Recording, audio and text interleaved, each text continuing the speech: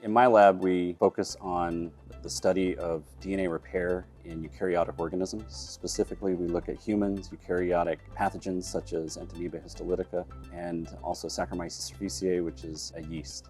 In this, we are looking at how mutations affect the normal functions of DNA repair enzymes so that we can better understand how these proteins play a role in the mitigation of cancer.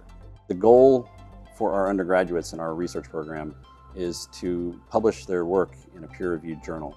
From this gives them the data and the information that they need to present their work at a conference as a poster or perhaps as an oral presentation.